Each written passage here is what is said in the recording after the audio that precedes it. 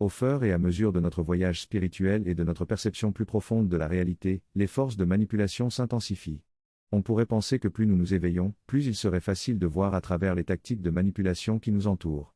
Mais en réalité, elles deviennent plus subtiles et sophistiquées, au point de devenir invisibles. Aujourd'hui, je vais parler de l'une des manipulations les plus sophistiquées utilisées spécifiquement sur les êtres éveillés.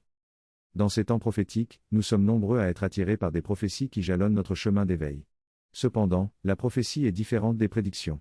Elle relève d'une catégorie plus large, dans laquelle des éléments prédestinés prédisent le destin d'une époque.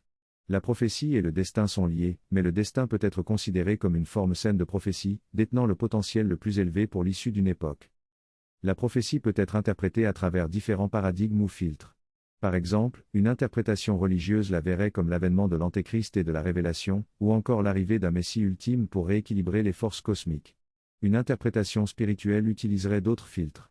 Cela signifie que la prophétie n'est pas aussi objective ni fixe que nous le pensons. Elle peut être utilisée comme un outil pour nous enfermer dans certains paradigmes et maintenir le récit en cours.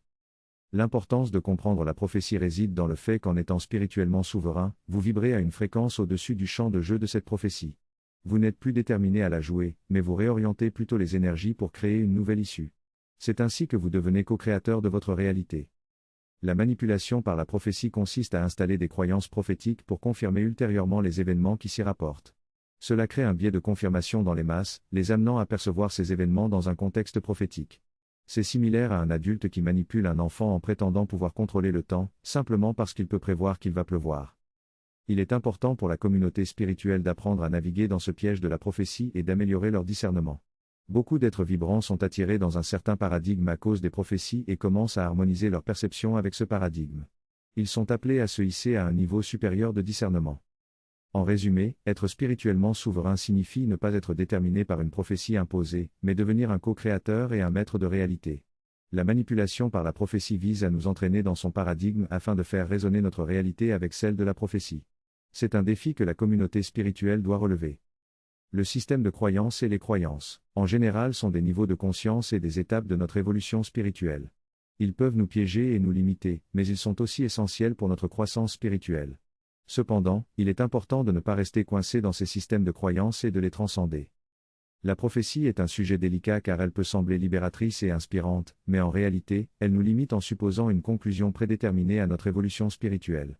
L'ascension spirituelle est un processus créatif et non prédestiné.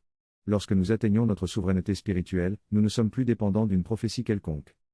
Les prophéties positives sont là pour nous soutenir et nous aider à nous élever vers des fréquences plus élevées, mais elles ne peuvent pas nous imposer une conscience éveillée si nous ne sommes pas en alignement avec elles. Les prophéties n'ont pas le pouvoir de modifier notre libre arbitre et de nous faire évoluer instantanément. Il est important de ne pas se fixer sur des dates spécifiques ou des prédictions de calendrier, car cela nous éloigne de l'essence même de la spiritualité. Les prophéties ne sont pas à notre service, c'est nous qui devons devenir la version de nous-mêmes qui pourrait manifester ces prophéties positives et libératrices.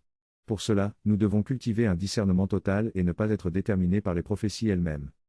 En fin de compte, nous ne devons pas attendre passivement que les prophéties se réalisent, mais plutôt devenir la version éveillée de nous-mêmes qui est en accord avec les énergies d'ascension. Les prophéties véritables, celles qui sont positives et libératrices, nous attendent et dépendent de notre évolution spirituelle, et non l'inverse. La synthèse nous explique que les prophéties ne se réalisent jamais de manière précise car elles sont basées sur le timing divin, qui ne correspond pas à des dates spécifiques sur un calendrier. Le véritable objectif des prophéties est de nous réveiller et de développer notre discernement spirituel. Le moment propice à la manifestation d'une prophétie dépend de nos vibrations et de notre souveraineté spirituelle. La synthèse mentionne également que les prophéties peuvent être utilisées pour manipuler les individus et les maintenir dans un état passif et impuissant. Elle nous encourage à être des individus spirituellement souverains et à prendre des actions pour vivre dans un état d'ascension plutôt que d'attendre que les prophéties se réalisent.